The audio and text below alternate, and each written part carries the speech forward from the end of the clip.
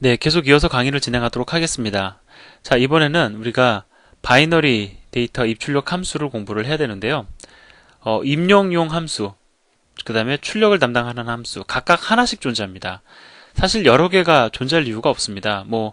다양한 필요에 의해서 여러 개를 정의할 수도 있었겠지만, 기본적으로 바이너리 데이터 같은 경우에는 30바이트 읽어라, 20바이트 써라, 이게 다기 때문에 여러 개가 존재할 필요가 없는 거죠. 자, 그럼 먼저, 입력 시에 사용되는 바이너리 데이터를 입력할 때 사용되는 fread 함수에 대해서 말씀을 드리도록 하겠습니다. 자, 이렇게 선언이 되어 있습니다. 보면 되게 복잡해 보이는데 실제 함수의 호출 문장을 놓고 보면은 그렇게 복잡하지 않습니다.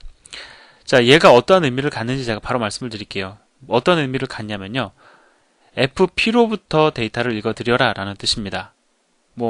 짐작하셨을 겁니다. fp로부터 데이터를 읽어드려서 buf에 저장하라 라는 뜻입니다.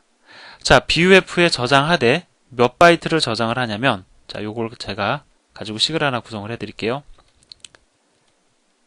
size of int 곱하기 12바이트만큼 읽어서 저장해라 라는 뜻입니다. 어렵지 않죠? 자, 그럼 여기서 여러분들이 좀 궁금하실 겁니다. 그냥 두 번째, 세 번째 인자를 하나로 묶어가지고, len 이렇게 해가지고 몇 바이트 길이를 갖다가 읽어드릴 것인지, 그냥 숫자 하나만 입력받게 하지, 무엇하러 이렇게 구성을 했는가, 여러분들이 궁금하실 겁니다. 좀 설명을 드리면은요, 이건 이제 우리가 보통 이렇게 읽습니다. 두 번째 인자의 데이터 블럭을 12개 읽어드려라 라는 뜻으로 이제 우리가 해석을 합니다. 자, 이거 어떻게 우리가 해석을 할 수가 있을까요? 그러면 size of int니까, int형 데이터 총 12개를 읽어드려라, 이렇게 이제 해석을 할 수가 있죠. 실제로 바이너리 데이터, 우리가 인트형 변수에 저장된 데이터도 바이너리 데이터입니다. 그걸 내가 5개 저장하기를 원해요. 그러면 우리가 이제 어떠한 수고를 갖다가 거쳐야 되냐면, 5개니까 이거를 갖다 곱해서 그 값이 얼마인지를 갖다가 이제 수식으로 구성을 해야 되는데, 인트형 데이터 5개, 이것을 직관적으로 그냥 함수 호출 문장에 반영할 수 있도록 함수가 정의가 된 겁니다. 즉, 인트형 데이터 12개 저장해라, 이런 식으로 문장을 구성할 수 있도록 두 번째 인자와 세 번째 인자를 나눠 놓은 것이죠. 자, 그래서 제가 여러분들에게 쉽게 설명을 드리도록, 쉽게 이해하실 수 있도록 fp로부터 size of int 곱하기 12 크기만큼 buf에 저장을 하는 함수 호출 문장이다라고 말씀을 드렸지만, 좀 더 우리가 정확히 읽으려면 fp로부터 읽어서 buf에 저장을 하되 int형 데이터 12개를 저장해라 라고 읽는 것이 사실은 조금 더 정확합니다. 자, 그 다음에 이번에는 데이터를 쓰는데 사용되는 함수를 설명을 드리도록 하죠. fwrite입니다. 이것도 역시 간단합니다. 함수 호출 문장을 가지고 말씀을 드리면, 자, fp에 데이터를 쓰는데 데이터가 어디에 저장되어 있냐면 buf에 저장되어 있대요. 그럼 buf에 저장되어 있는 데이터 몇 개를 갖다가, 몇 바이트를 갖다 fp에다가 저장을 하냐면, 요걸 가지고 이제 식을 구성하면 되죠.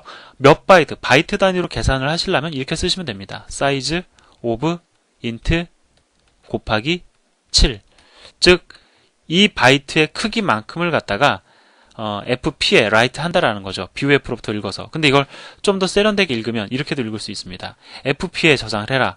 buf에 저장된 데이터를 저장을 하는데 int형 데이터 총 7개를 저장해라. 이렇게 읽어도 됩니다. 결국은 똑같은 얘기예요. int형 데이터 7개 저장해라나 size of int 곱하기 7바이트만큼 저장해라나 결과적으로는 같습니다. 자, 근데 이렇게 두 번째 인자와 세 번째 인자를 나눠서 직관적으로 우리가 이제 표현할 수 있도록 함수가 정의가 되어 있다라는 것이죠. 자, 한 가지만 더 우리가 짚고 넘어가도록 하겠습니다. 잠깐 앞으로 넘어가서요. fread 함수 같은 경우에 우리가 좀 주의해야 될 게 있어요. 지금 여기 보면은 size of, 그러니까 두 번째 인자와 세 번째 인자를 가지고 몇 바이트를 읽을지를 조합해 내게 되죠.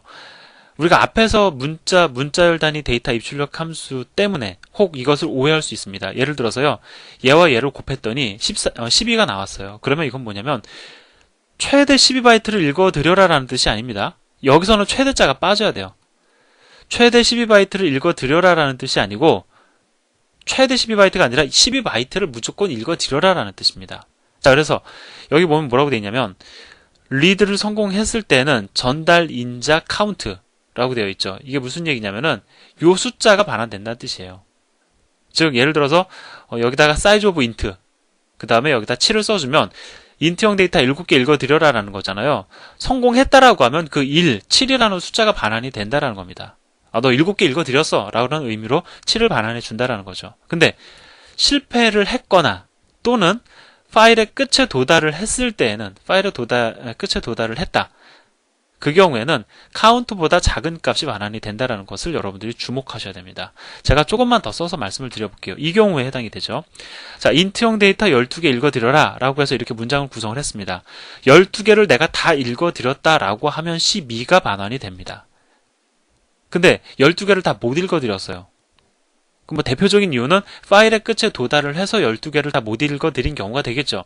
뭐 예를 들어서 인트형 데이터가 총 25개가 저장이 되어 있다고 가정을 해봅시다. 그러면 애플리드 데이터 한 번 호출할 때 12개 읽어드립니다.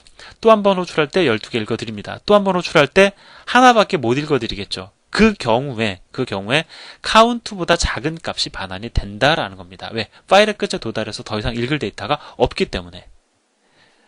자, 마찬가지로요. fwrite 함수도 마찬가지입니다. 얘도 최대 이 크기만큼, 즉 사이즈 오브 예를 들어서 int가 쓰여져 있고 여기에 7이 쓰여져 있다. 뭐 이거 가지고 얘기를 하죠.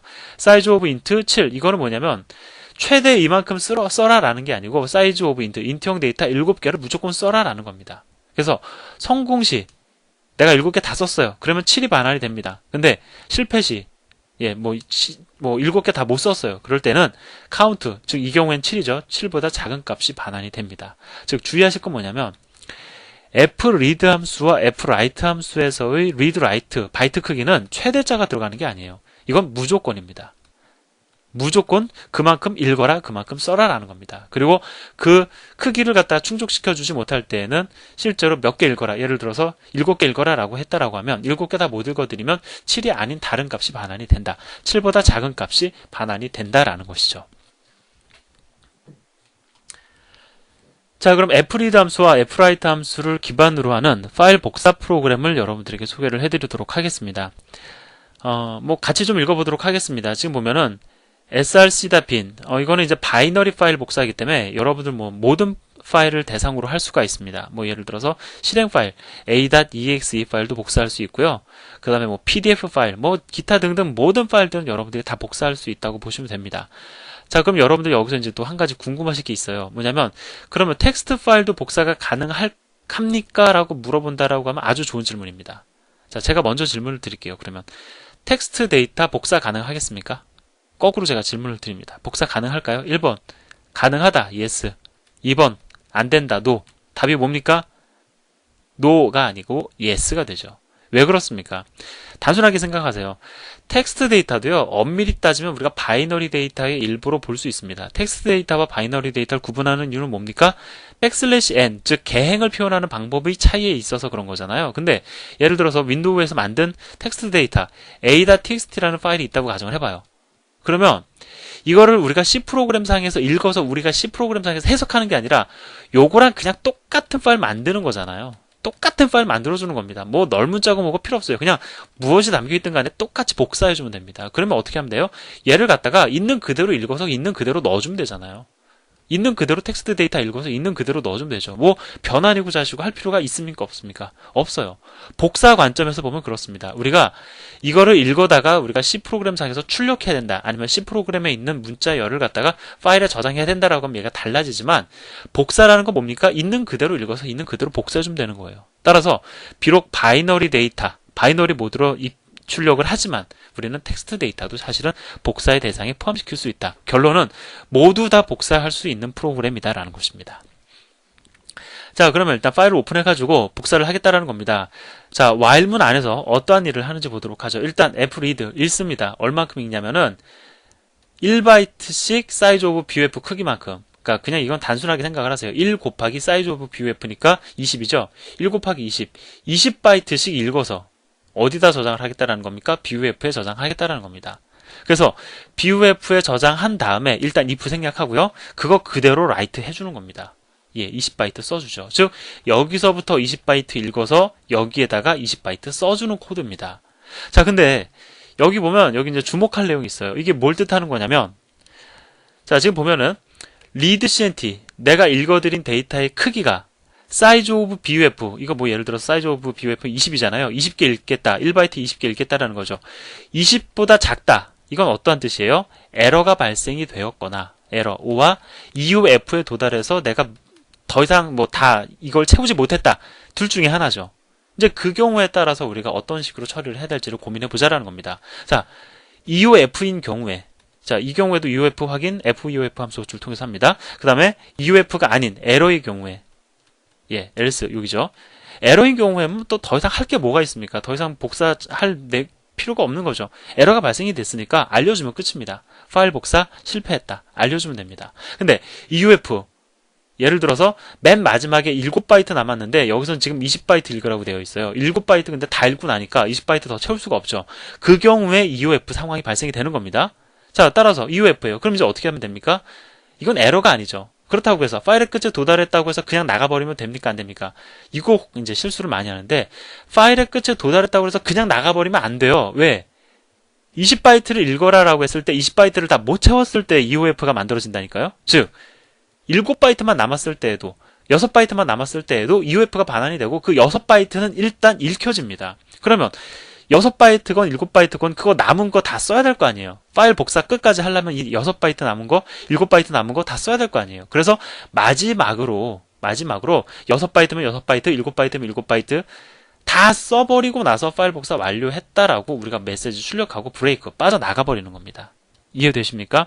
즉 여기서 이렇게 EUF를 별도로 구성한 이유는 뭐다?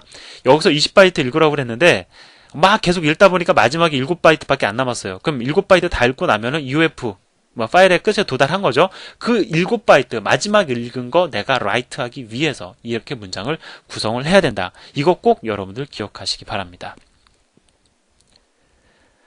자, 이렇게 해서 이제 뭐 함수들 여러분들에게 소개를 해드렸는데 24-4도 마찬가지로 함수에 대한 소개에 대한 연속입니다. 우리가 좀 생각해 볼 내용이 있긴 하지만 뭐 재밌는 내용이니까 이 내용도 다음 시간에 이어서 또 진행하도록 하겠습니다. 감사합니다.